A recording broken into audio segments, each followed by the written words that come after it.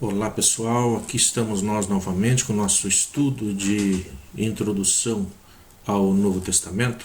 Ontem nós falamos de vários grupos políticos existentes, hoje nós vamos dar continuidade nesse nosso trabalho onde nós tentamos mostrar um pouquinho de o que aconteceu durante os 400 anos aí que ficou intermédio entre o Antigo Testamento e o Novo Testamento. Então ontem nós começamos falando um pouquinho sobre essa história, no que vai originar o Novo Testamento.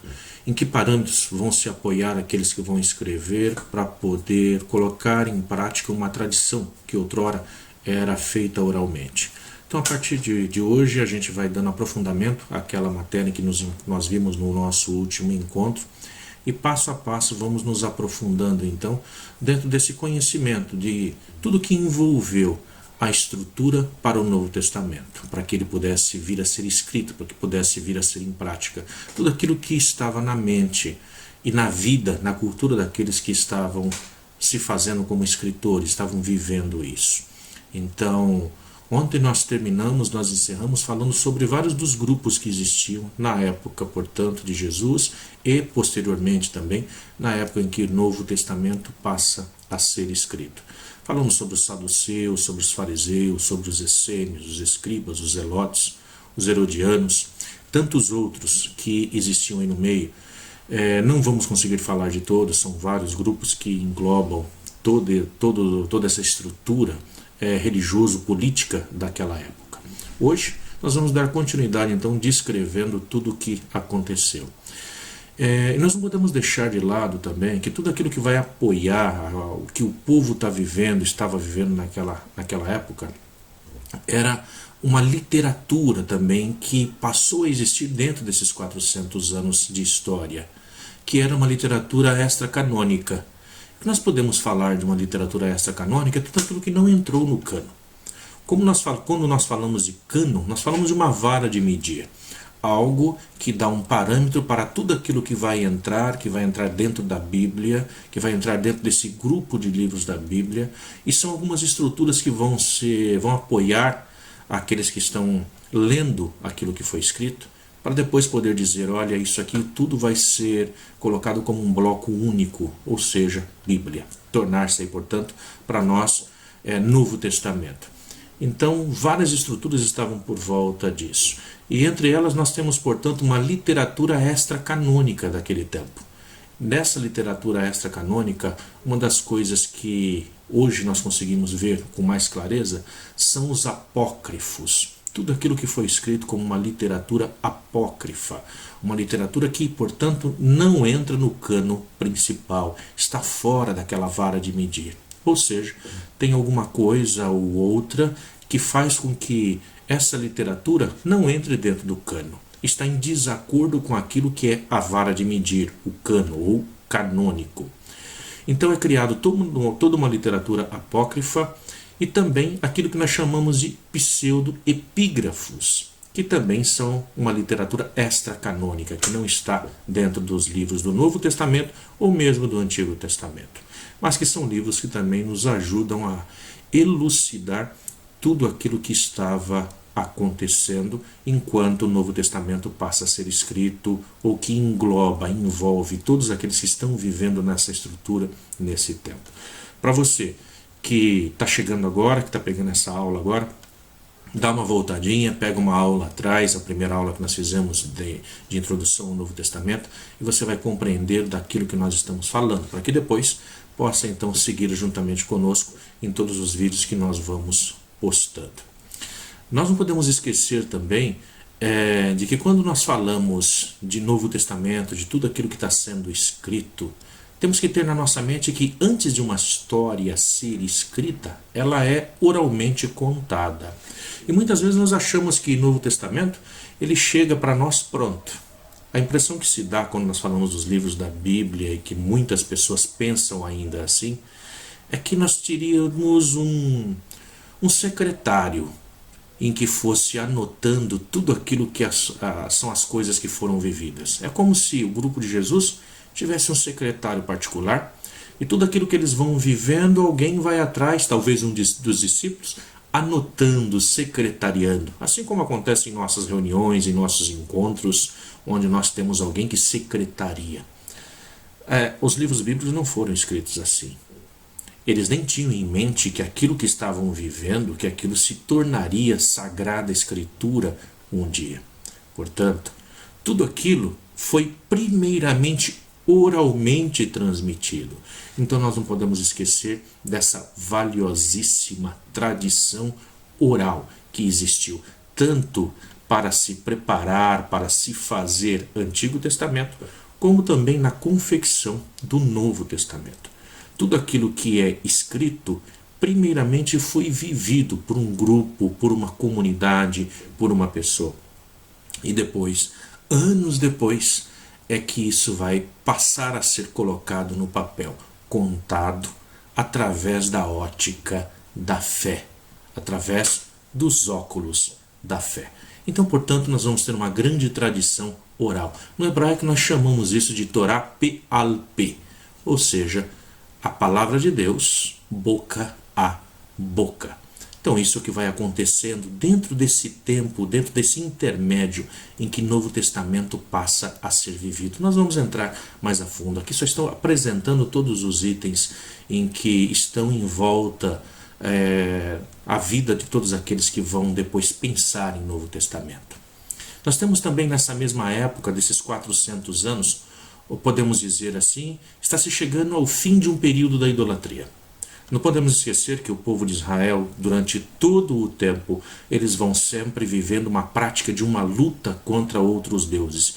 E essa luta não é uma luta simplesmente contra os deuses dos outros povos, mas contra a mentalidade de fazer aliança com outros deuses, em que está muito presente na vida dos reis e de muitas pessoas, mesmo dentro do Israel, ou do Israel dividido, como falando de Reino do Sul e Reino do Norte. Entretanto, quando nós chegamos nessa época, depois de se sair da Babilônia, depois de resistir a todo o regime persa, alexandrino, esse povo agora está, portanto, terminando esse período da idolatria, onde eles voltam-se agora novamente para a Torá. Então tem uma ênfase muito forte agora na Torá, na palavra de Deus, a Torá conhecida já na época como sendo os 5 primeiros livros da Bíblia, Torá, Pentateuco para nós, Neviim, que seriam os profetas, e também Ketuvim, que são todos os escritos, incluindo sabedoria, salmos, provérbios. Então, uma ênfase nós teríamos aí na palavra de Deus. E uma outra coisa que passa a reger agora a vida desse povo nesses 400 anos, é que a partir de agora passa a existir uma doutrina explícita da ressurreição. Sim, ressurreição. Hoje, para nós olhamos para a Bíblia e nós acreditamos em ressurreição. Alguns outros grupos não, outros talvez um pouco menos, mas todo aquele que é cristão vai dizer que acredita na doutrina da ressurreição. É exatamente nesse tempo, desse intermédio de 400 anos até a época em que o Novo Testamento passa a ser escrito, é que vai se fortalecendo essa doutrina, se tornando explicitamente agora aberta, portanto, nesse período, no período de Jesus, onde nós falamos no nosso último encontro, que os saduceus, grupo dos sacerdotes, grande parte, eram aqueles, portanto, que diziam não crer na ressurreição. E um outro grupo, o grupo dos fariseus, eram aqueles que pregavam explicitamente a doutrina da ressurreição. Isso não é presente na Bíblia, em todos os livros. Isso passa a ser algo exclusivo agora desse intermédio tempo que está sendo vivido agora. É a partir daí, nesse período de 400 anos, que está sendo agora desenvolvida essa ideia de ressurreição. Uma outra coisa interessante de se notar, todas as vezes que a gente olha para a Bíblia, dá essa impressão de que tudo aquilo que está escrito, as pessoas já viviam isso lá. Portanto, lá desde o princípio, quando nós olhamos a Gênesis, nós já falamos lá de uma doutrina de anjos e demônios. Mas isso não é típico daquele tempo, não nessa cultura que está escrevendo na cultura judaica. Mas quando é que esse povo vai começar a pensar na existência de anjos e demônios? Isso vai se dar muito futuramente, ou no nosso caso, Isso vai se dar, portanto, no tempo em que eles estão entre o reinado da Babilônia e dos persas. Essas duas culturas já pregavam, já falavam sobre a existência de anjos e demônios. Já falavam da existência de uma força ruim que regia o mundo e de uma força boa. Ou seja, nós seríamos dessa forma dois deuses de comum força, onde um era aquele que agia para o bem e outro que agia para o mal. E dessa forma nós teríamos então no universo uma balança em que equilibrava todas as forças existentes no mundo. A partir daí, dessa cultura também, vai surgir, portanto, o pensamento, a doutrina dos anjos, onde nós temos aqueles que são os cavaleiros que agem para o bem e aqueles que são os cavaleiros ou o exército que agem em função do mal.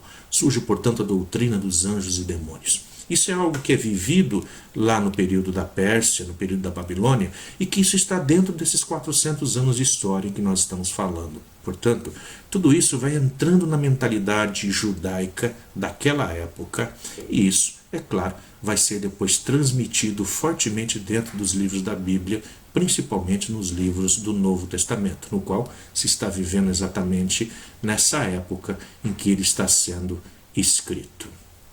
Uma outra questão que nos chama a atenção, também desses 400 anos de história, a questão dos publicanos e pecadores, que nós muito vemos na Bíblia quando nós lemos o Novo Testamento. Quem seriam os publicanos? Quem seriam os pecadores? Então nós temos os publicanos, que basicamente é apresentado como sendo aqueles que são os cobradores de impostos. Muitas vezes nós pensamos assim, por que o publicano, então, por que o cobrador de imposto ele é considerado, então, um entre os pecadores? Imagine vocês a seguinte situação. Nós temos um reinado pequeno agora, esse reinado onde os judeus estão ali presentes, e eles devem pagar impostos para Roma. Portanto, o rei lá de Roma, o imperador, ele vai decretar que aquele que está na administração na Judéia pague os impostos para Roma, aquilo que é devido. Esse, portanto, vai ter que contratar alguém para coletar os impostos. Esse que vai coletar os impostos, na grande maioria das vezes, ele não tem um salário. Não tem um salário que é designado pelo rei. Ele, portanto, digamos assim, vamos fazer um exemplo nesse caso. César pede o imposto de cada pessoa que se fosse de R$100. Aquele que está no comando, vamos citar, por exemplo, Herodes, aquele que está no comando, ele vai chamar um cobrador de impostos, um publicano, e vai dizer a esse, vá lá e cobre R$200, porque ele quer tirar também a parte dele, e não pode ser menor do que a parte que vai para Roma. O cobrador de impostos, por sua vez, ele vai tirar o seu salário. Na hora que ele vai cobrar, então, da pessoa, lá na prática, ele poderia dizer, olha, vocês têm que pagar 310, 320, e seria algo mais justo, dali ele tiraria o seu salário. Mas muitos publicanos, muitos cobradores de impostos vão querer tirar muito mais do que isso. E aí abusam na sua porcentagem da cobrança de impostos. Por isso esses são considerados pecadores, porque esses são exatamente do meio do povo, vivem com o povo da sua mesma raça e ainda assim querem tirar vantagem sobre o povo. Por isso todos os textos que aparecem na Bíblia, quando nós vemos falar dos publicanos, nós sabemos que são esses cobradores de impostos. E por outro lado, também temos os pecadores. A questão dos pecadores é muito interessante dentro de todo o Novo Testamento. Se nós pegarmos algumas passagens, e assim vamos fazer em futuros encontros, depois que nós fizermos toda essa introdução, nós vamos percebendo que todas as vezes que Jesus cura alguém, ou que alguém chega para pedir a cura, nós vemos que o problema é um problema físico. Ou é um aleijado, é um cego, é um coxo, ou alguém que está com uma praga, com uma lepra. E todas as vezes que a pessoa é curada, Jesus diz a eles, os seus pecados estão perdoados. Então veja só, a pessoa se aproxima de Jesus e pede que o cure. E Jesus, ao curar, diz, os seus pecados estão perdoados. Mas qual a relação com pecado e com doença? É exatamente isso mesmo. No Novo Testamento, quando nós vamos ver, nós não podemos esquecer que estamos dentro de uma cultura judaica. E para o judeu, naquela época, assim como para muitas pessoas ainda hoje, quando se está doente, a primeira coisa que vai se pensar é: eu deixei de cumprir alguma das mitzvot, ou seja, dos preceitos ou das leis. Lembrando que eles tinham que seguir 613 normas ou preceitos diferentes. E uma pessoa que não seguisse ou deixasse de cumprir algum desses preceitos, ela seria, portanto, castigada por Deus. Portanto, a doença é o castigo pelo não cumprimento da lei. Dessa forma, a pessoa estaria em pecado. Ainda hoje a gente vê muitas vezes as pessoas fazendo uma afirmação desse tipo, como por exemplo agora, enfrentando uma doença tão perigosa como essa que nós temos enfrentado agora, como o coronavírus, muitas pessoas acabam dizendo: oh meu Deus, o que foi que nós fizemos contra ti? Será que atiramos pedra na cruz? Então, muitas vezes é esse o pensamento que nós ainda temos, que nós carregamos, que Deus nos castiga pelas nossas faltas. É exatamente isso que entra então nessa questão, nessa época, durante esses 400 anos. Esse pensamento de que os pecadores seriam todos aqueles que deixaram de cumprir a lei. Então, portanto, estariam sendo castigados. Assim, quando Jesus cura o pecado, automaticamente a doença da pessoa estaria, portanto, também curada. E esse deveria então se apresentar ao sacerdote para que a partir dali fosse feito todo o ritual de banho, de purificação, e ele fosse reintegrado à sociedade e à sua vida como um todo. Uma outra questão que nós temos que falar antes de começarmos a ler o Novo Testamento é pensar um pouquinho sobre qual a filosofia que envolve esse povo nessa época, qual o pensamento do povo nessa época. E nós sabemos muito bem que nessa época, a filosofia que estava dominando o mundo era a filosofia, podemos chamar de judaico-alexandrina. Ou seja, pouco antes, Alexandre, o grande Alexandre Magno, ele vai dominar toda aquela região e vai levar o pensamento grego, que depois se tornará o pensamento grego-romano, a todas as pessoas, inclusive ao povo judeu. Uma pessoa que está em contato com uma outra cultura, impossível é de ela ficar totalmente isenta de absorção. Hora ou outra a gente acaba absorvendo algo do outro, algo que é ensinado, algo que é interpretado pelo outro. Assim vai acontecer também. Portanto, nós vamos ter uma filosofia vivida, uma filosofia judaico-alexandrina. Nós vamos ter uma adaptação, portanto, da cultura judaica já ao estilo, ao modo de vida grego-alexandrino da época. Uma outra questão: tantas guerras foram travadas, esse povo lutou tanto, escolheu seus reis muitas vezes, e todos os reis fizeram aquilo que o Senhor era contra, aquilo que o Senhor reprova. Nasceu dentro do período, então, do todo no Antigo Testamento, uma literatura que nós chamamos de profética. Já nessa época desses 400 anos, o povo já estava pensando assim: não adianta mais a gente querer fazer nada para melhorar a nossa vida. Não adianta mais a gente querer escolher alguém para falar por nós. A única pessoa, a nossa única salvação agora, a nossa única esperança, devemos colocar no Senhor Deus. Portanto, o que nasce nesse intermim de 400 anos? Vai nascendo aí um interesse apocalíptico. Vai nascendo, portanto, uma nova forma de literatura, a literatura apocalíptica, onde vai se dizer que todas as nossas esperanças têm que ser colocadas nas mãos de Deus e não mais nas mãos dos homens. Não adianta mais as profecias passaram, porque nós já não seguimos mais aquilo que nos diz o profeta. Agora, ou Deus intervém na história, ou nós seremos destruídos. Portanto, nesse período dos 400 anos vai nascendo, vai crescendo a esperança messiânica, a esperança de um Messias político, de um messianismo político, o enviado de Deus que viesse para intervir diretamente na política dentro da história.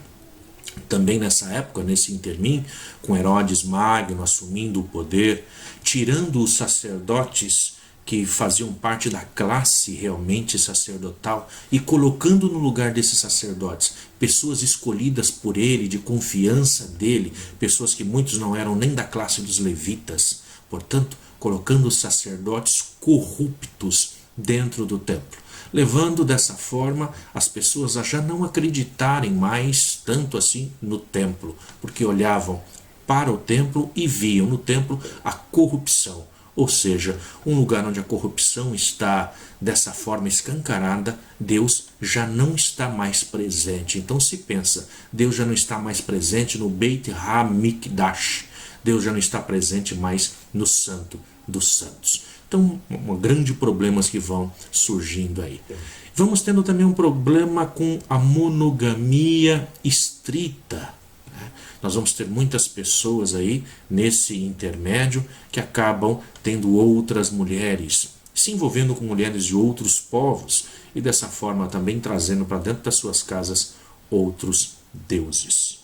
Um outro problema típico desses 400 anos da história é o agravamento com a relação entre judeus e samaritanos.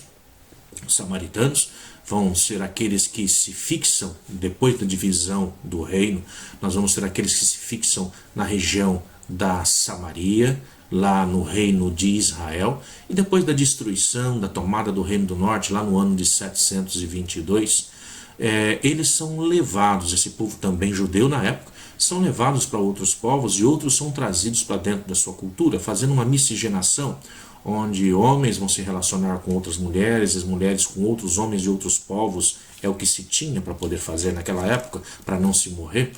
E a partir daí então vai se misturando aí os deuses. E na Bíblia muito vai se trabalhar com isso, se falando aí dos esposos, os Baalim, e na verdade não se trata de esposos, mas se trata de deuses, pessoas que vão fazendo aliança com outros deuses, né?